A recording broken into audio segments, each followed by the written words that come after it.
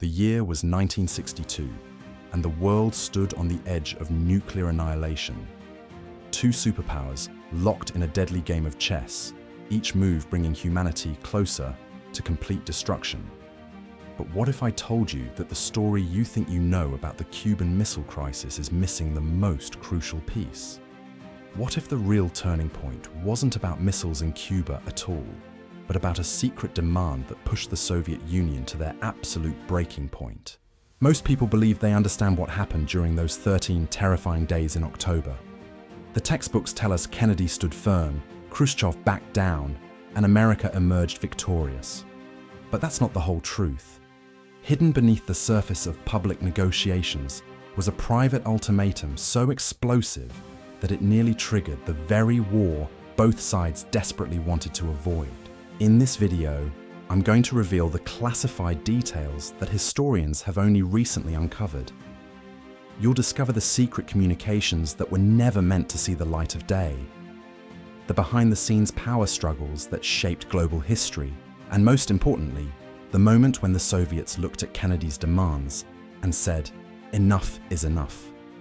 By the end of this video, you'll understand why this crisis wasn't really about Cuba, missiles, or even nuclear weapons.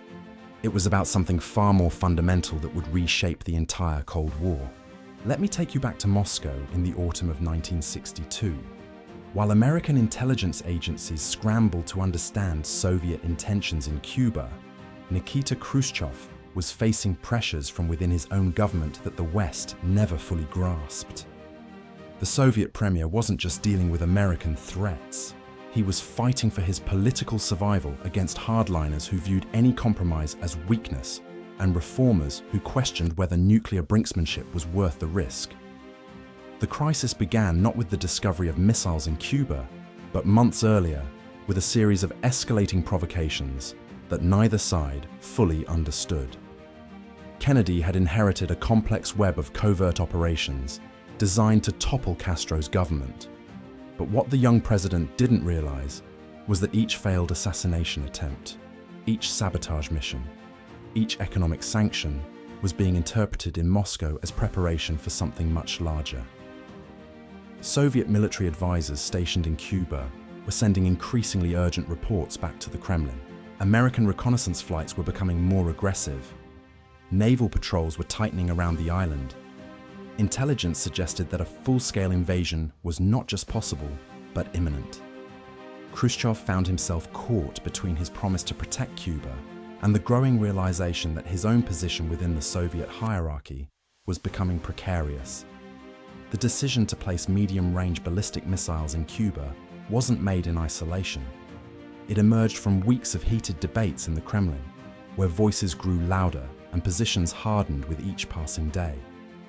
Defense Minister Rodion Malinowski argued that only a dramatic show of force would deter American aggression.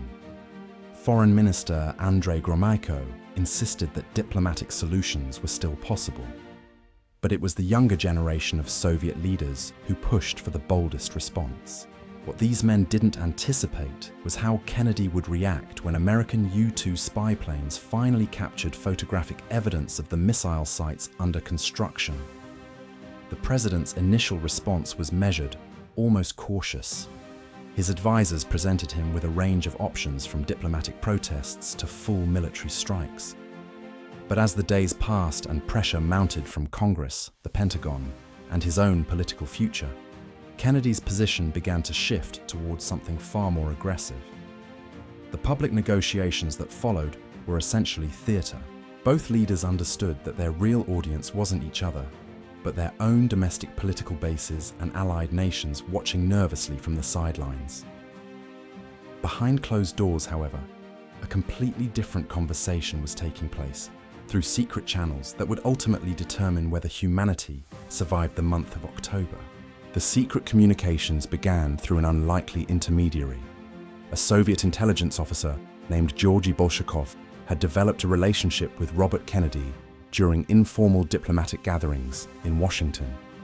What started as casual conversations about cultural exchanges soon became the most important back-channel communication line of the entire Cold War. Through Bolshakov, the Kennedy administration began sending messages that would never appear in any official diplomatic correspondence. The first secret demand came on October 26th, buried within what appeared to be a routine discussion about removing missiles from Cuba. Kennedy wasn't just asking for the withdrawal of Soviet weapons. He was demanding something that struck at the very heart of Soviet influence in the Western Hemisphere.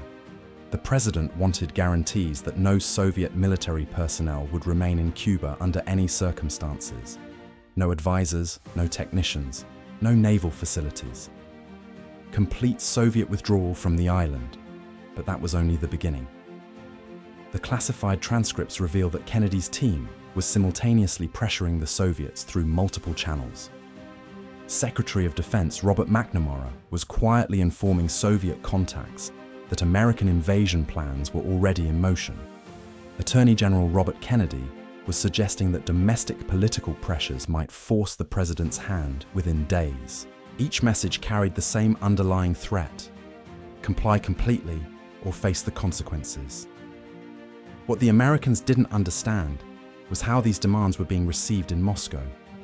To Khrushchev, Kennedy's ultimatum wasn't just about Cuba. It represented a fundamental challenge to Soviet credibility across the entire communist world. If the USSR abandoned Cuba completely, what message would that send to allies in Eastern Europe, Asia, and Africa? How could the Soviet Union maintain its position as a global superpower if it retreated every time America applied pressure?